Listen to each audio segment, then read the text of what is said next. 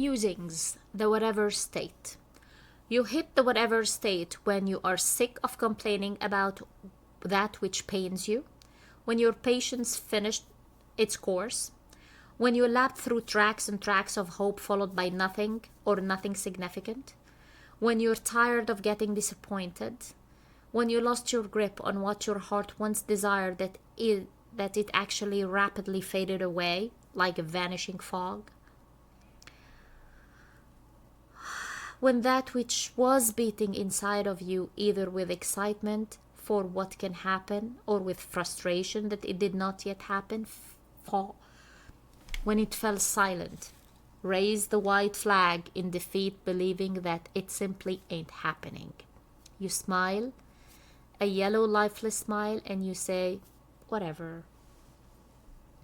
When a very resilient person reaches this state, it usually happens after a long, long time of holding on to hope with their own might until hope itself gives out. Luckily, not everyone reaches this state. Life gives really harsh tests to some people for reasons that are beyond our understanding. A person who is lucky enough not to have reached this state sometimes does two things when they see others locked in the whatever. First, they praise themselves for being more resilient, ignoring the fact that the person in the whatever has suffered way more. Second, they blame the person in the whatever for not being faithful and optimistic that good things are on the way. Both are very unuseful things to do, and they offer no help whatsoever. To those two actions, our whatever friend releases the gallbladder colored smile in response and resorts to the corner of why bother, nothing happens.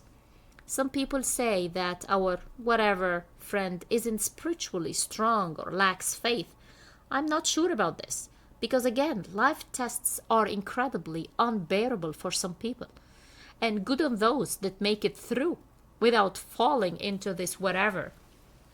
But I personally think that falling into the whatever is more the norm than making it through with resilient hope and faith. My only advice for our whatever friend is to pray. A prayer of surrender. Why? Because while hope is good, sometimes holding on to hope for dear life can lead to feelings of hopelessness. Very tricky paradox. Holding on to hope for dear life invites a sense of eagerness. Eagerness is what leads to disappointment. Eagerness also is what lifts up hope. It's one sharp swing.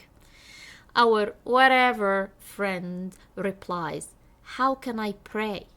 I feel that the silence that dominated me from inside and darkened my interior completely has paralyzed my tongue, that it can no longer pray.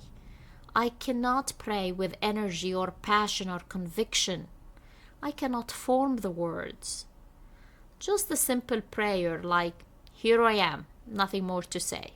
You see it all, here I am, I hand you me. It's a tough spot. And if we have someone in our life who landed there, then the only thing we can do is offer compassion. This is the time for compassion, not the time to nudge them to get out of whatever. And for you, our whatever friend, time for a great deal of self-compassion, starting by yes, you have every right to be in that spot. Take it easy and let it be. Sit with your silence. Pray the surrender prayer until the light of hope and faith finds you again, and it will. It will. See, the key is in the mix of hope and faith. When faith gets added to hope, eagerness has little room to grow. Instead, you feel as if you spread your wings and surrendered yourself to the divine to carry you. There is a sense of ease and trust and inner reassurance that you're being held and you're always taken care of. It's a beautiful, beautiful state of being. And yes, can be quite hard to reach. But watch out. The more you want to reach it, the eager you become to reach it. The more frustrated you are when you don't. Amal, are you saying what I think you're saying? Yes, we need to surrender in order to reach a state of surrender. No, it's not a tongue twister. Instead of throwing the towel, spread your arms, take a deep breath, and say, here I am. Nothing more to say. You see it all. Here I am. I hand you me. And surrender. Do not check to see if anything happened or if the magic worked. Do not look at the calendar, the clock on your surroundings for a proof of change. Just leave it. Drop it. Hand it over without checking in on the progress. It's not yours anymore. Read this again. It is not yours anymore. Hear this again. It is not yours anymore. If you do it right, you'll be met with a wonderful feeling of relief. Relief opens the door for hope and faith to come in and water your dry heart. That's how it finds you. That's how you let yourself be held. And what a beautiful thing that we all need, to be divinely held. Musings by Amal Abul Hassan, The Whatever State.